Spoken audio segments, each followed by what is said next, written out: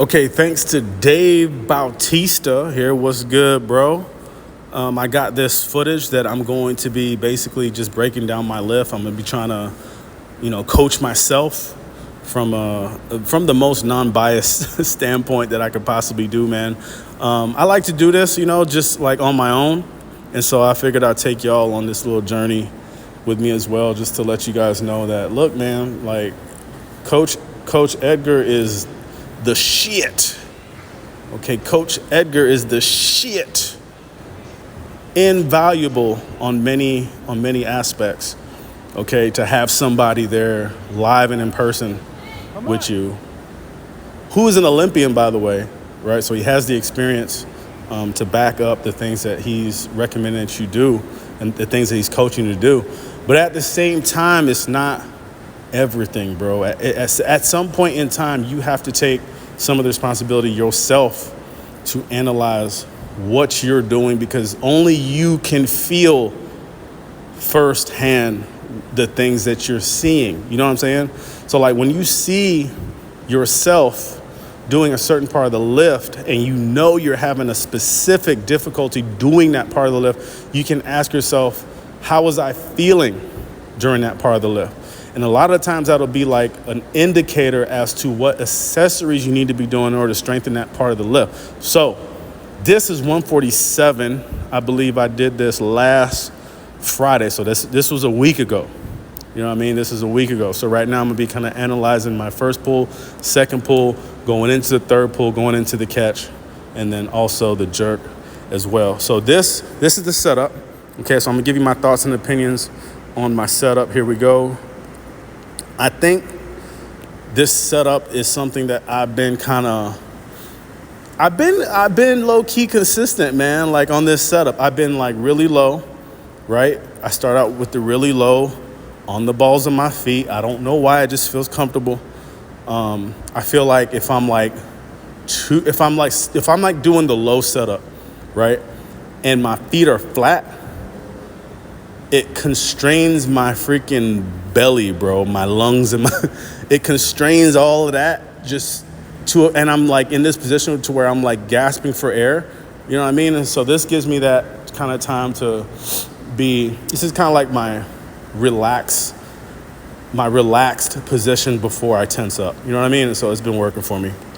I'm gonna continue doing it until it proves to not work anymore. So you can see right here, my heels are off the ground. I'm kind of on the balls of my feet. And then you'll see me shift, right? As I start to do pre-tension, I'll shift. Let me back up just a little bit so you see me on the balls of my feet. As I pull, I'll bring the bar in. You see the weights roll back a little bit. And then boom. Right here, I'm in full contact with the floor from the heels to the balls of the feet. And then boom, the weight starts to leave the ground. So what I'm looking for in my lift specifically is my back angle from the tailbone all the way to the base of the neck. That angle is what I'm talking about. Does my back angle maintain the same back angle when we get to the bottom of the knee? So here we go. We're going to go back just a little bit. We're going to go to the bottom of the knee. Let's back up just a little bit. So right there, if we were to go from this position to this position and we were to look at my back angle, it's pretty good, man. It's pretty locked in. If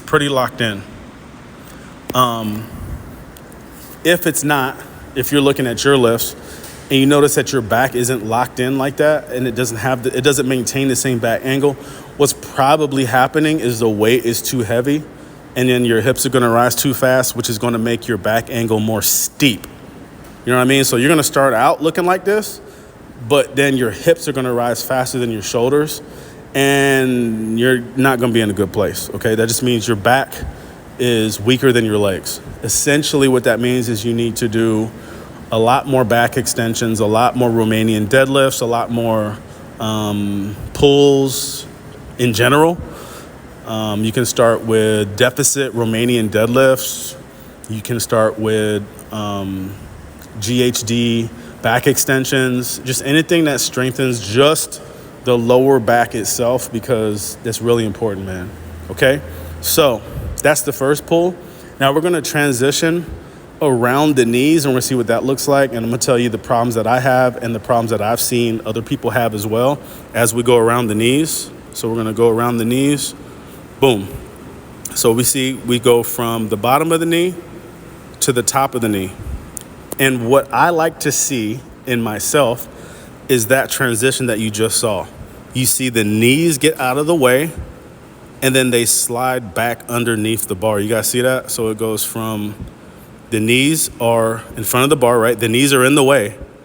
I move them out of the way and then boom, I rock back forward into this position here. So another thing I watch for, do the knees and the hips rock back underneath the bar for one? If not, then you're not gonna be able to put yourself into a position of power that good. Right here, you see how it's rocking? Right here, rock, rock, rock. Another thing I watch for is my chest. Is my chest and shoulders over the bar as the bar passes the knees, right? Yes, yes. And do I leave my chest and shoulders over the bar as long as possible before extending? Okay? And I would say yes to all those. I would say I check the block for all of the things that I typically look for in my lift. Do my knees reciprocate back underneath the bar? Yes. Are my shoulders and chest up high? Yes. And then as I approach this power position, am I transitioning to the balls of the feet, right? When that happens, it's really lifter dependent. I've seen people already start, let's back it up. I've seen people already start to transition to the balls of the feet here. I've seen it, man. I've seen people, it all depends on how strong your back is and how close you can keep that bar. But the closer you can keep it, the earlier you can get to the balls of your feet. This is very close to my 1 RM. So I'm gonna stay on my heels pretty much for a long time, okay? Because this is approaching my 1 RM. But if you notice, I start to transition to the balls of my feet here. And then do I reach sort of like a full extension? It's not the same as a snatch full extension, but is the bar connected to my hip, my quads, or my upper thigh? Yes. And do I reach sort of a full extension? Right here. It's hard for me. I'm trying to do this on my phone, so this is difficult. Right there.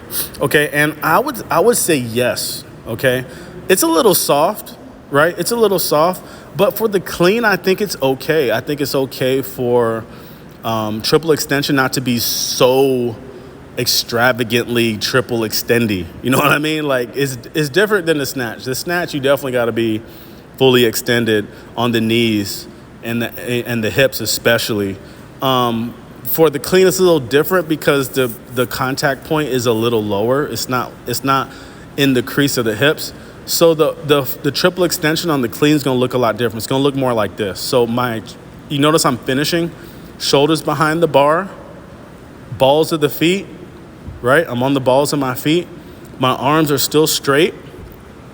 Now the next thing I look for immediately right here, this is key for me when I'm looking at my lifts.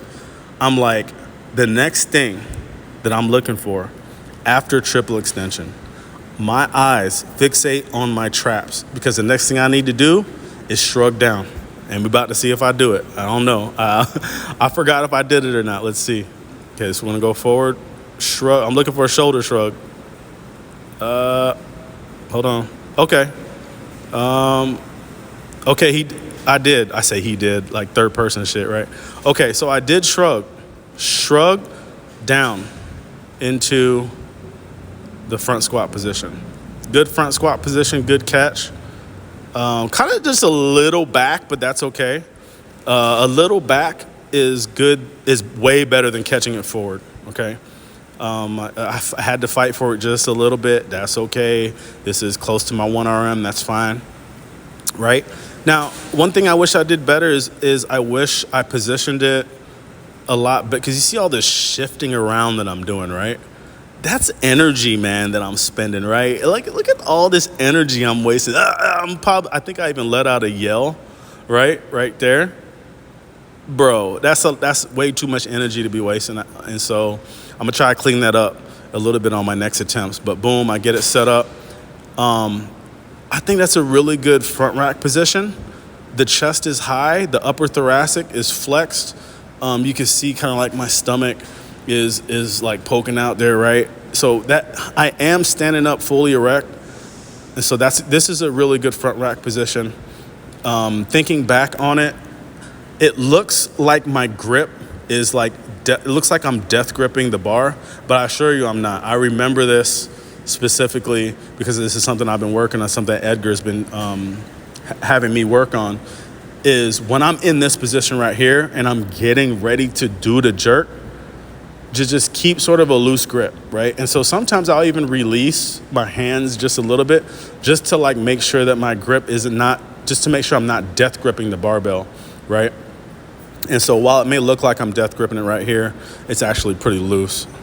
And so we go into the jerk, right? And the thing here is we want to make sure that our hips go back and our heels and our balls of the feet, everything is even contact with the ground. So we don't want that when we dip down into the dip portion of the jerk. We don't want to already be on the balls of the feet. So let's see how that looks here.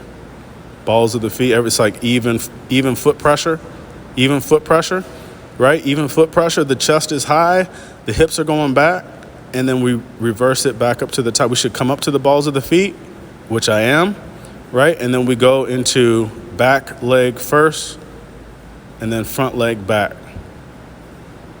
Back leg first, and then front leg second. And I look at my shin angle. It could be better, man. I'm not going to front. My shin angle could be better. It could be a little bit more vertical, which means I need to stomp out just a little bit more, probably like 1 more inch or 2 more inches. And my jerk recovery would have went a lot better too. My shoulder and my elbows are kind of like being nursed back to 100% right now. So I'm not going to lie to you. My shoulders and my elbows are probably at like 80%, 75%, somewhere around there. And so I'm having to work through that. But I think overall, like if I had to grade myself on this lift, I'd give myself a B-. Oh, that hurts. B-. A C+ is a little harsh, okay? A C+ is a little harsh. I think that a B- I think is good. All the things that I mentioned, I think I can definitely work on those to where I can at least get, an A- or even a B+, which I think is very good. So let me know, man. Let me know what y'all think about this, about videos like this where maybe I just go, once a week and I take a look at my own list. I don't like looking at other people's lists, man, because it just makes it sound like I'm like trying to be mean or critique other people. I'll just critique myself, you know what I mean? But let me know in the comments, man, if y'all want to see more videos like this. And I will see y'all whenever, man. I'll see y'all in the gym. Peace. No!